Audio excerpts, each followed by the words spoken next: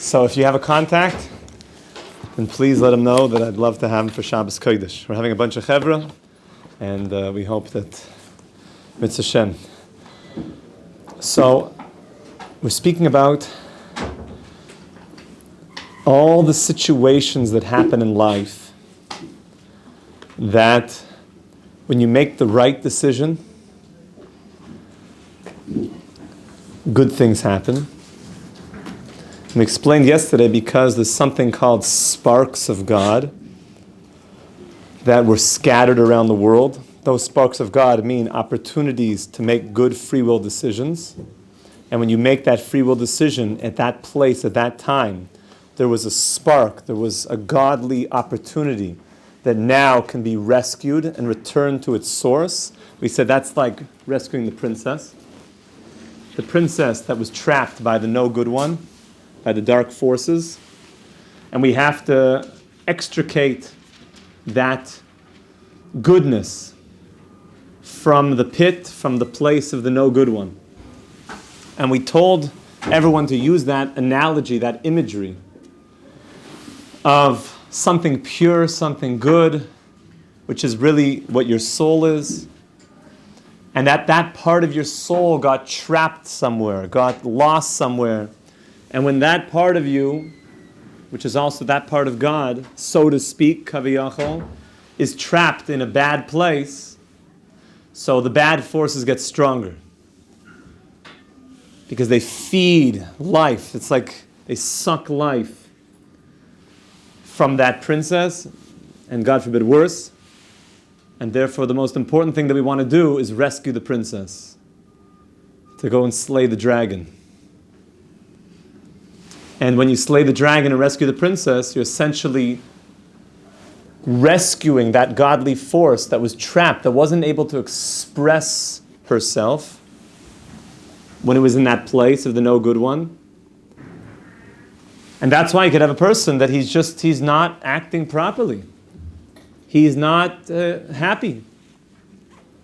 He's not filled with vibrancy in life. He's running to drugs and giving out fentanyl and hardcore stuff on the streets. And he's stuck in it. He doesn't think that he can get out of it. He doesn't feel empowered and self-confident and beautiful about who he is. Why? Because his soul has been trapped in a bad place. So he's got to rescue the soul, which is really his deeper self-identity. And once he can do that, then all of a sudden he pushes away all the darkness. That's called returning the sparks.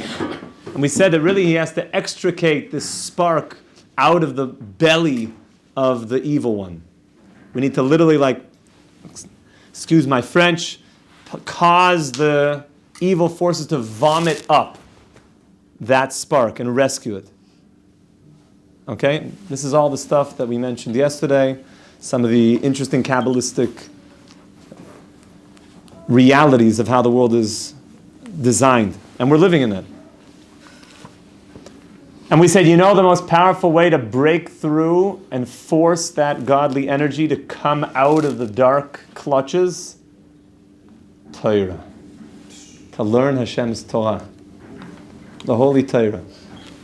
So that's what we're up to. Because you know what it says? It says the Orach Chaim HaKadosh. Nothing forces. Ein lecha davar shepoiked alav lahaitzi bilo mipiv. There's nothing that forces that godly energy to just come out of the clutches of all the shells, on all the klippas, and all the dark stuff that are trapping people. This is like the image of the guy who's just trapped in his thoughts, and I can't get out. Get out of bed, bro. I can't. Yes, you can. Get out, Get up, soldier. I can't. 7 hours of Netflix later. Stop it, bro. Go. Let's do something. Oh, no. Get out. You haven't seen the light. It's like that guy come into his room. It's like, right? It's like, bro. It's like, no, the light. Keep it closed. Keep it closed. I'm melting. Don't shine your light. that means that he's filled with dark forces around him that's trapped him. And how do we rescue this guy? By the way, drugs go so much into this. As with Ichimar last night, the tzaddik. And one of the big things he said, get off the samim, get off the drugs, get off the pot. Just get off just smoking all the time. It's a bad look. We're not talking about medical things. For God forbid, lo aleinu, cancer patients and things like that. We're not talking about that. That's a whole different story. Talking about just recreational use, just guys getting involved in hotboxing their cars and hotboxing their whole life. It's not good. It's pashut going in the wrong direction of life. And they're trapped in it. They're just like, trapped in this world of just smoking all the time. It traps people in this. Even though then they're going to try, no, but it opens me up more. And that's why you have to keep smoking. And then I'm down. And then I'm out and down. I'm trapped in like these chains. So how do we bust out of that? And I'll tell you something else. The person says, no, it helps me to de-stress. Life gets stressful. So what, something's going to happen, your wife, there's a stressful situation, your wife's like, we have to talk. And you're like, just, honey, let me just hit the bong. I got to, Mr. Bubbles. And I'll get back to you and just give me 15 minutes and we'll deal with this, stress situation. She's like, what are you, we got to deal with this. Just Mr. Bubbles and then we'll talk. It's absurd, right? Obviously. No, but what if it's just a habit? What if it's what if just one puff? No, yeah? It's just you just smoke not because you're stressed out. It's just I don't know, it's pleasure, I guess, but not weed, it's just like nicotine or other stuff like that. So we'll talk about if the person's hooked on it, for sure. Nicotine is cigarettes. So there's a lot more in cigarettes than tobacco. Some weird stuff in cigarettes, and oftentimes it's not done properly. It's done in a way of abuse. The Baal Shem Tov smoked a pipe. You think the Baal Shem Tov, he was sitting out there like freezing, like I got a hit or something. The saddest things are like in the airports, those like smoking booths, and you see these guys there, and they're like fiending for a cigarette. They're in like a booth that's just like hot boxed, and they're literally like that. And it's like bags under the eyes. I'm just like, I gotta smoke. I'm gonna go to the smoking hut. I can't live life unless I have a cigarette. That's horrible. So we live in such an addictive culture that many people, they just lose themselves in it. They lose themselves.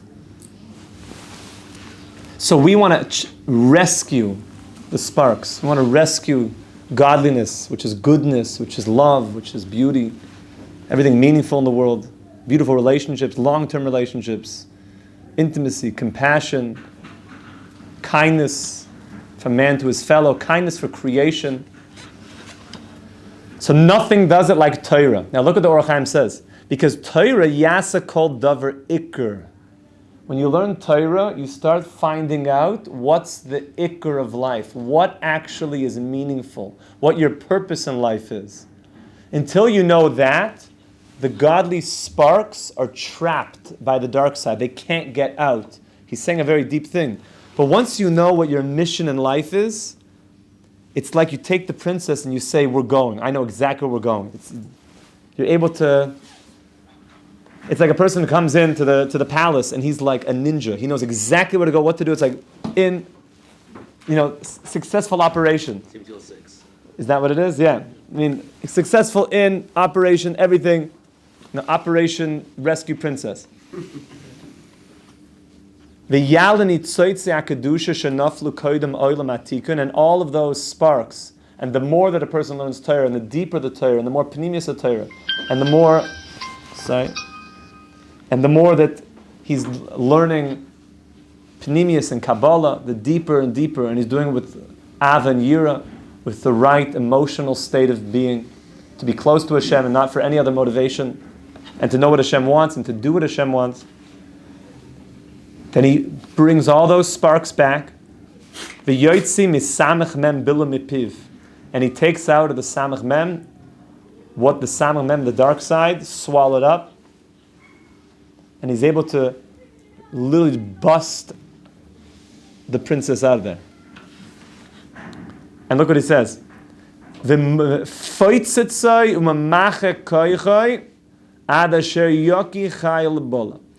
he's able to smash and take down the power of this dark side and force the goodness to come out.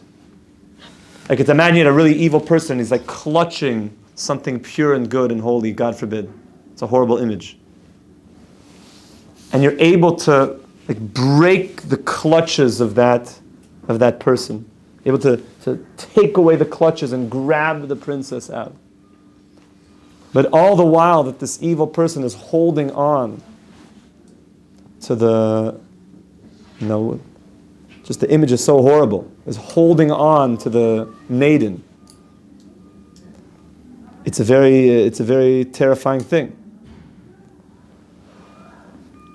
Torah has the ability to like rip the arms away from that person and to take the princess out.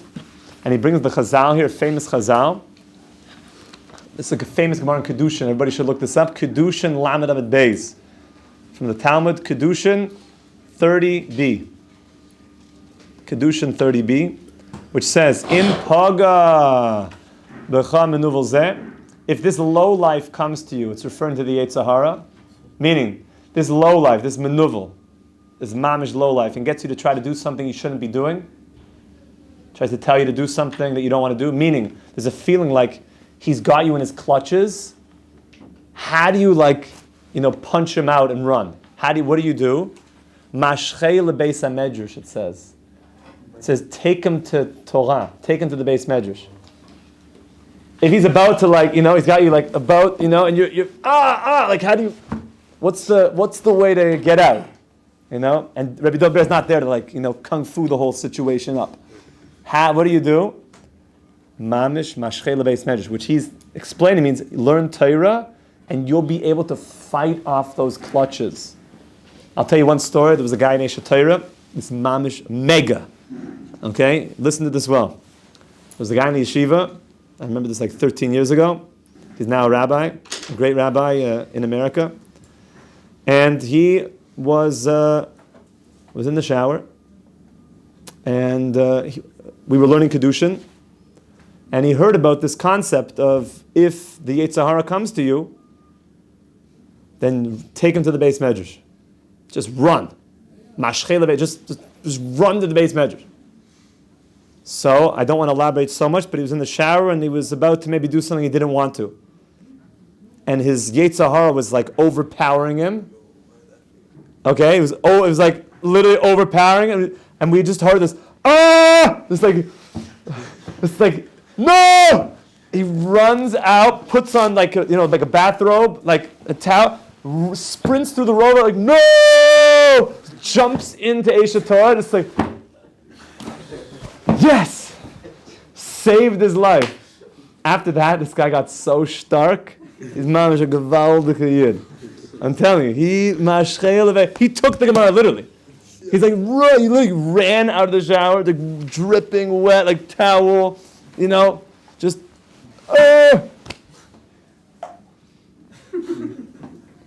That's called taking your learning seriously, Chevra. Okay? That's called having das. That's called having das, meaning that you're connected to the ideas you're learning, not intellectual. I know it, but I don't do anything about it. Das means I take intellectual ideas and make them emotionally relevant, and then do something. That's das. And the Gemara ends there and says, Im evenhu ni moyach. If it's a stone, you're going to crush them down, melt them down. Im barzel mispoitzitz. And if it's metal, you're gonna smash them to smithereens. The Torah is powerful. The Torah can smash up any time that the Yetzer Hara comes and has these sparks of you. This is you. This is all part of you. That we're in the clutches and we need to rescue those parts of you. That's why when you do mitzvahs, you start feeling more of you. The more Torah you learn, the more you're rescuing, this is deep stuff. The more Torah you learn, you start rescuing different parts of yourself. But to learn the Torah, you have to learn it properly. You have to really learn it. To take and what's the context and what's going on. And I just have to mention, we have to defend the Shem's Torah here, because sadly, I've been hearing more and seeing more that there's people that are saying things against the Shem's Torah, not nice things. And what they're doing is they're taking pieces of Torah completely out of context. And they're talking all over the world on the computer, saying things. Usually one of the signs that they haven't learned anything properly is they're mispronouncing everything. And saying all sorts of things. And therefore anybody who's starting to want to say, Chas v'Shalom, bad things about the Talmud, which I'm seeing, and people are talking now a lot in the world. I want to invite those people, come to Yerushalayim. You really want to talk about what the Torah says? You think the Talmud is racist? You think there's something wrong with it? Come to Yerushalayim and actually try to learn something. Learn it well. Not just a piece here, and I Googled one thing there, and now I see what the Talmud's all about. If anybody who's been here, after a few years you start seeing what the Talmud's all about. Haven't you noticed that? You realized how deep this whole thing is? So you're going to Google one line, and you think now you have a mastery of the concept of what the Torah is all about, and to dismiss the transmission. So this is very, very important. I'm making an appeal. The people, you really want to have a discussion, people that are making comments around the world about Talmud, about the Torah, the Gemara, come and learn. And let's speak everything out. We, the entire Jewish community, are very happy to have full-length conversations with people. That's one of the things I always appreciated what Joe's doing, right? Joe Rogan, is he lets people have long conversations. I appreciate that. So anybody also here, I want to present that anybody who wants to have long conversations, you really want to know what the Talmud says, as opposed to just taking out of context words and sort of piecing together something, come, see what it's really all about. Yeah, Daniel? They should just go on your YouTube channel.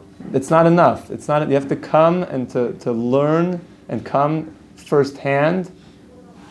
You guys see that learning in person is a completely different thing. And then you can ask all your questions. Something doesn't make sense.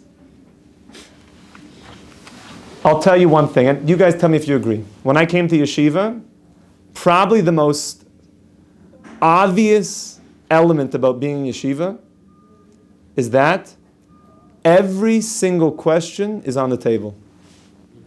Anybody notice that? Did anybody ever tell you something like, we don't ask those questions here? Right? Nobody. Sometimes you this is more like a one-on-one thing, but there's never we don't ask that. Yeah, meaning we might have to talk, let's talk about it. It's maybe more of a sensitive issue, but I came here, every single thing is on the table. Or a rabbi will say, you know what, that's a very good question. Let me take you to my rabbi, and I'll go with you, and we'll talk about it together. There's no such thing as, we don't ask those questions. Anybody out there in the world, you have a question, come to the yeshiva. You honestly have a question about the Talmud, we'll discuss it. So why take things out of context and make hate? Come to the people that have been the students of Talmud for thousands of years. People of the book. People of the book. Come have a long discussion. If you're authentically looking for truth, come have a long discussion about truth. Because we have to stand up for Hashem's Torah. If somebody's saying not nice things about it, come here, we'll have a long discussion with you about the truth and the authenticity of Torah. Yeah, Daniel?